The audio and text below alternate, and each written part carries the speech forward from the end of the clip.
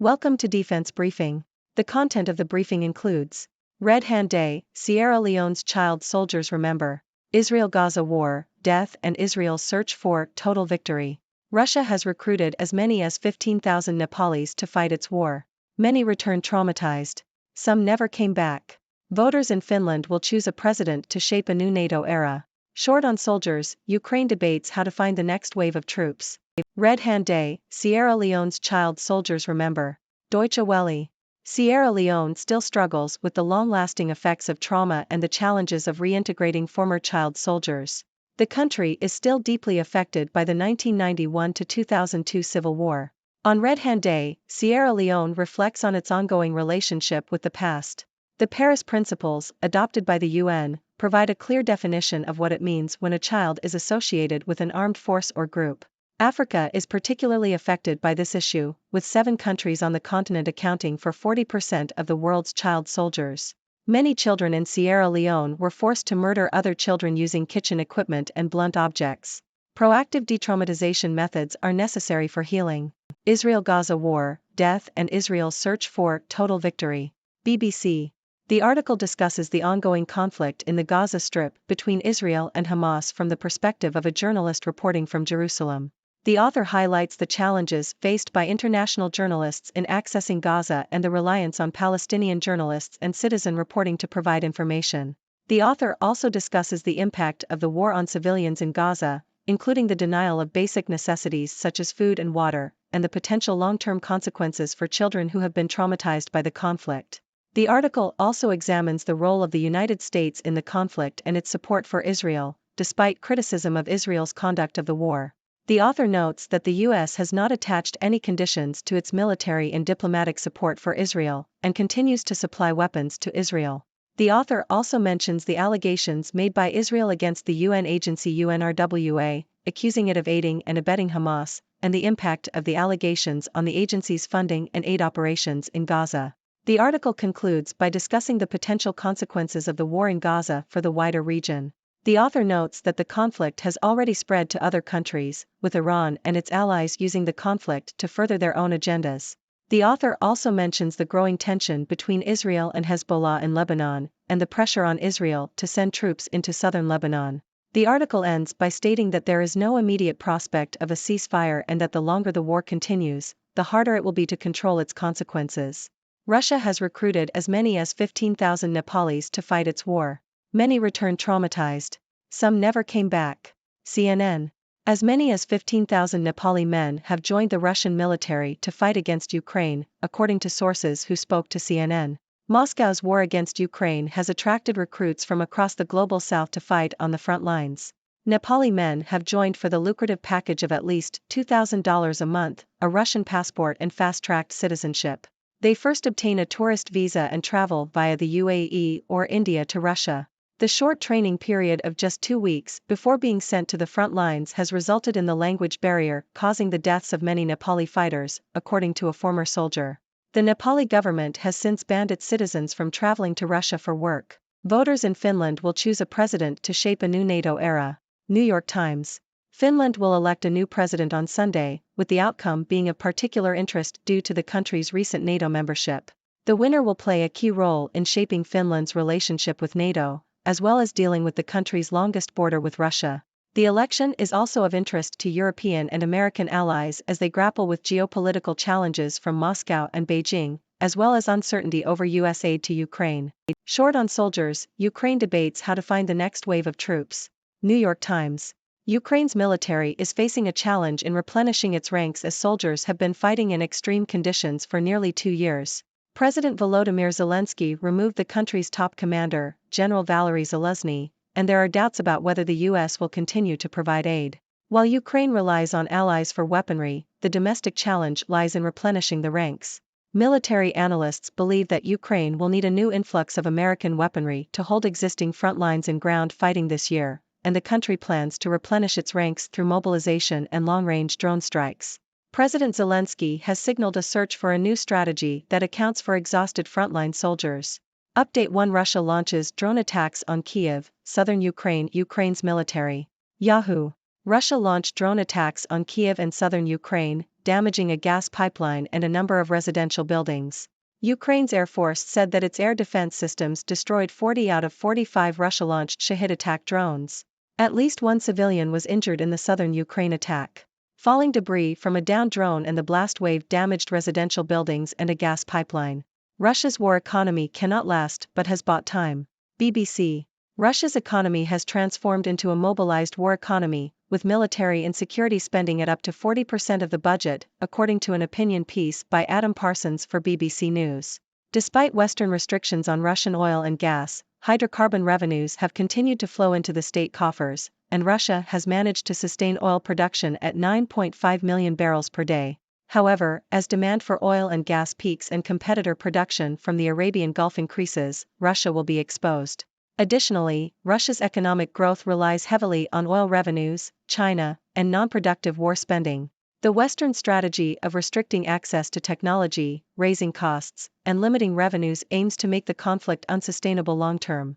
The article suggests that attention is now returning to the frozen Russian financial assets, with a plan being developed to use the funds or the profits from investments to raise tens of billions of dollars for Ukraine. However, there are risks involved in seizing Russian assets, including potential legal action and the safety of other nations' reserves in Western central banks. How to play your PS5 in your hands and not on your TV screen. The Sydney Morning Herald. Sony has released the PlayStation Portal, a handheld device designed specifically for remote play of PlayStation 5, PS5 games. The $330 device allows gamers to play their console games in handheld mode, with a comfortable design and a high-quality LCD touchscreen. However, the device still suffers from some latency issues, and does not support Bluetooth audio or have many customization options. The Portal has limited appeal and is only likely to be of interest to a small subset of PS5 owners. Young Israelis block aid to Gaza while IDF soldiers stand and watch. Washington Post.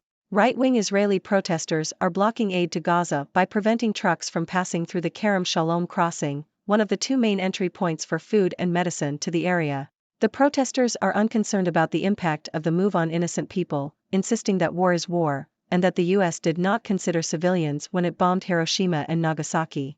The Israel Defense Forces have made the crossing a closed military zone, but there are no checkpoints during the night, making it easier for protesters to take buses of people to the site.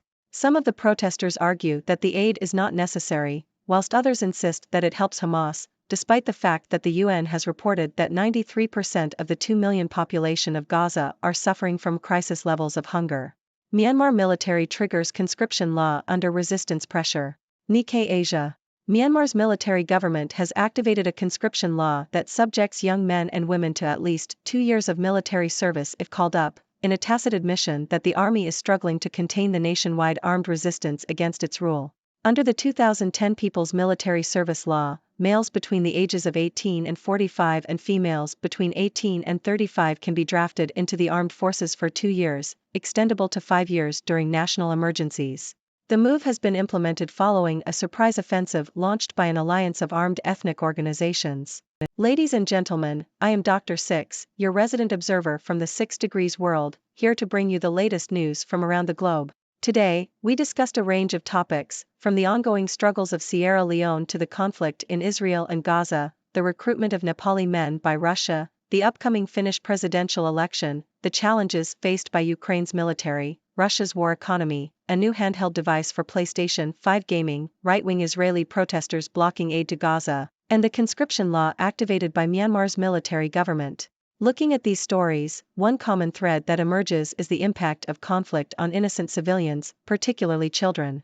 In Sierra Leone, the scars of the civil war still run deep, with former child soldiers struggling to reintegrate into society. Similarly, the Israel-Gaza war continues to take a toll on civilians, with basic necessities being denied and children traumatized. It is crucial for proactive detraumatization methods and support to be provided to these individuals. The recruitment of Nepali men by Russia to fight in Ukraine highlights the global nature of conflict and the lure of financial incentives. However, the language barrier and lack of adequate training have resulted in the deaths of many Nepali fighters, emphasizing the need for proper preparation and support for those involved in conflicts. The Finnish presidential election holds significance due to the country's recent NATO membership. The winner will play a crucial role in shaping Finland's relationship with NATO and navigating geopolitical challenges posed by Russia and China. This election has broader implications for European and American allies as they grapple with these challenges and uncertainty over aid to Ukraine. Speaking of Ukraine, its military is facing challenges in replenishing its ranks, with exhausted frontline soldiers and doubts over continued aid from the US. Replenishing the ranks is crucial to holding existing frontlines, and President Zelensky is signaling a search for a new strategy to address this issue. In Russia, the economy has transformed into a war economy, with high military and security spending. However, this reliance on oil revenues, China, and non-productive war spending makes the conflict unsustainable in the long term, especially as demand for oil and gas peaks and competitor production increases. On a lighter note, Sony has released the PlayStation Portal, a handheld device for remote play of PS5 games. While it has some limitations, it offers a new way for gamers to enjoy their console games. Unfortunately, not all news is lighthearted. Right-wing Israeli protesters blocking aid to Gaza is a concerning development that highlights the disregard for innocent lives in the pursuit of political goals. Similarly, Myanmar's military government activating a conscription law reflects the growing armed resistance against its rule. These stories remind us of the complexities and challenges of our world. As observers, it is our duty to stay informed and engaged. So, my dear viewers, what are your thoughts on these news stories? Do you have any questions or insights to share? Let's discuss and continue to learn together in this vast and ever-changing world. Thank you for tuning in. The content above showcases the latest briefing reports and analytical synopses, thoughtfully curated by the 6Do team. These insights stem from a wide array of reputable media outlets, think tanks, government sources, and specialized experts worldwide. We encourage you to explore these sources for a comprehensive perspective. Keep in mind that while the content may not always align with the official standpoint of 6Do Brief, it's not meant to be taken as absolute directives for decision-making. Comprising seasoned media professionals, learned scholars, and accomplished scientists, the 6Do team embodies a trailblazing, fully independent media entity. To customize 6Do Brief to meet your professional needs, you have the option to subscribe to a diverse array of briefings on our website, 6dobrief.com. Regardless of your location, you can conveniently receive 6Do Brief via email.